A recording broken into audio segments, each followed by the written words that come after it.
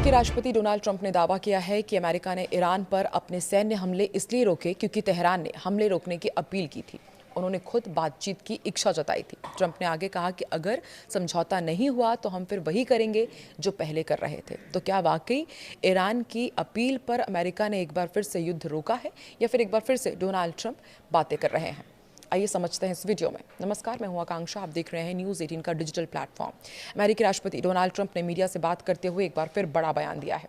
उन्होंने बताया कि अमेरिका ने ईरान पर अपने हालिया सैन्य हमले इसलिए रोके क्योंकि तेहरान ने खुद आगे बढ़कर शांति की गुहार लगाई थी। उन्होंने बैठक की मांग की थी। एयरफोर्स वन में पत्रकारों से बातचीत करते हुए ट्रंप ने कहा कि ईरान ने हमसे बहुत सलीके से कहा कि प्लीज़ हमले रोक दीजिए, आइए बात करते हैं। उन्होंने आगे कहा कि अब देखते हैं कि क्या होता है। अगर कोई समझौता नहीं हुआ तो वो फिर से वही कार्रवाई शुरू कर देंगे। अमेरिका और ईरान के बीच करीब 2 हफ्ते तक सैन्य हमले चलते रहे। इसके बाद अमेरिकी प्रशासन ने फिलहाल कार्रवाई रोक दी है। ट्रंप का कहना है कि अब दोनों देशों के बीच बातचीत जारी है, इससे कुछ अच्छे नतीजे निकल सकते हैं। ट्रंप ने यह भी दावा किया कि ईरान ने सीधे और अपने मध्यस्थों के जरिए अमेरिका से संपर्क किया। उन्होंने ये भी बताया कि अगर वो कमज़ोर होते तो ईरान कभी बातचीत की मांग नहीं करता। वो इसलिए मिलना चाहते हैं क्योंकि उन पर अमेरिका ने काफ़ी कड़ा हमला किया है। अमेरिकी मीडिया रिपोर्टों में बताया जा रहा है कि हमले रोकने का फैसला सिर्फ कूटनीति की वजह से नहीं लिया गया। रिपोर्ट में यह भी कहा गया कि अमेरिकी नेताओं और वरिष्ठ अधिकारियों ने युद्ध लंबा खिंचने के खतरे, हथियारों के भंडार और क्षेत्रीय हालात को लेकर चिंता जताई थी। इनमें उपराष्ट्रपति जेडी वेंस और जॉइंट चीफ ऑफ स्टाफ के चेयरमैन जनरल डैन केन शामिल हैं। एक रिपोर्ट के अनुसार अमेरिकी सेंट्रल कमांड ने उनके जो प्रमुख है एडमिरल ब्रैड कूपर ने भी सुझाव दिया था कि हॉर्मुज के आसपास चल रहे बमबारी अभियान को फिलहाल रोक दिया जाए। इससे अब ज़्यादा सैन्य फायदा नहीं मिल रहा है। बताया गया कि उनकी सलाह ने भी ट्रंप के फैसले को प्रभावित किया। ट्रंप ने साफ कहा कि अगर बातचीत सफल नहीं हुई तो अमेरिका दोबारा सैन्य कार्रवाई शुरू कर सकता है। उन्होंने कहा कि फिलहाल बातचीत जारी है, लेकिन अंतिम फैसला इसी पर निर्भर करेगा कि दोनों देशों के बीच कोई नया समझौता हो पाता है या नहीं। ट्रंप ने यह भी कहा कि अमेरिका के पास पर्याप्त हथियार और मिसाइलें मौजूद हैं। उन्होंने दावा किया कि पैट्रियट मिसाइल सिस्टम का उत्पादन भी तेजी से बढ़ाया जा रहा है। अमेरिका अपनी रक्षा क्षमता लगातार मजबूत कर रहा है। हालांकि इससे पहले ईरान के विदेश मंत्रालय ने ट्रंप के इन दावों को खारिज कर दिया था और कहा था कि अमेरिका के साथ फिलहाल कोई बातचीत नहीं चल रही है। ऐसे में दोनों देशों के बयानों में बड़ा विरोधाभास देखने को मिल रहा है। अब दुनिया की नजर इस बात पर है कि ये तनाव बातचीत से खत्म होगा या एक बार फिर सैन्य टकराव शुरू होगा। ईरान और अमेरिका का महीनों से चल रहा युद्ध अब सिर्फ पश्चिम एशिया का संघर्ष नहीं रहा। इसके असर अमेरिका के अंदर भी साफ दिखाई दे रहे हैं। एक तरफ अमेरिका सेना के सबसे वरिष्ठ कमांडर्स में शामिल एडमिरल ब्रैड कूपर ने ईरान पर हमले बंद करने का सुझाव दिया, तो दूसरी तरफ अमेरिकी जनता का बड़ा वर्ग भी इस युद्ध से परेशान है। इसी बीच पेंटागन सैनिकों के हताहतों के आंकड़ों में बदलाव और कई नई श्रेणी जोड़ने को लेकर के अमेरिका घिर गया है। सबसे बड़ी बात यह है कि लगातार अमेरिका के हथियारों की संख्या गिर रही है। थार्ड और पैट्रियट जैसी मिसाइलें कम हो रही है।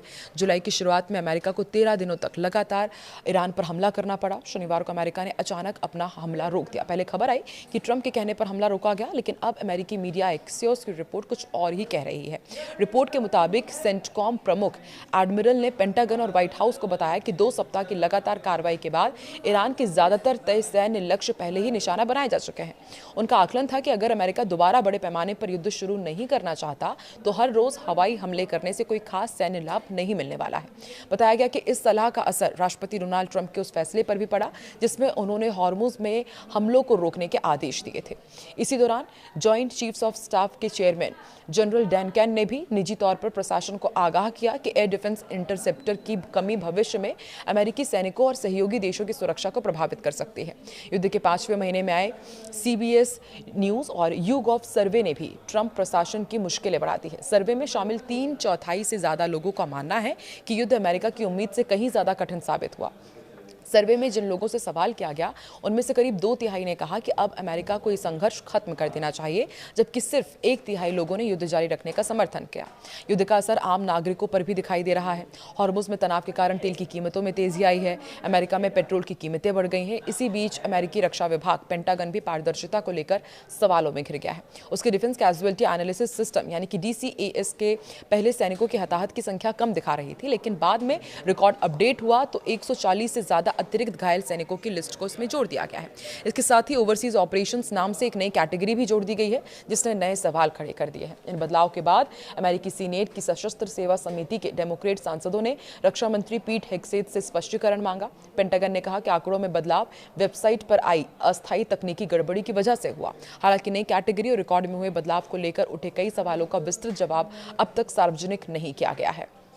इन घटनाओं ने ईरान युद्ध को लेकर अमेरिका के अंदर 3 बड़े मोर्चों पर दबाव की तस्वीर सबके सामने रखती है। तो देखिए, एक तरफ डोनाल्ड ट्रंप कह रहे हैं कि जब ईरान गिड़गिड़ाया, जब उसने प्लीज किया, तब जाकर के उन्होंने युद्ध रोकने की बात कही और अभी बातचीत चल रही है। वहीं दूसरी तरफ आप देखिए कि अमेरिका के अंदर ये 3 बड़े मोर्चे चल रहे हैं जो डोनाल्ड ट्रंप के ऊपर कहीं ना कहीं प्रेशर बढ़ा रहे हैं। तो देखिए, कहने को कुछ और बात है, लेकिन अंदर का मामला कुछ और है। आपको क्या लगता है, क्या वाकई आने वाले दिनों में अमेरिका ईरान के बीच शांति हो पाएगी, या फिर एक बार फिर से समझौता नहीं हो पाएगा और फिर देश को इन दोनों ही देशों के बीच युद्ध देखना पड़ेगा? क्या लगता है आपको? कमेंट सेक्शन में जरूर बताएं।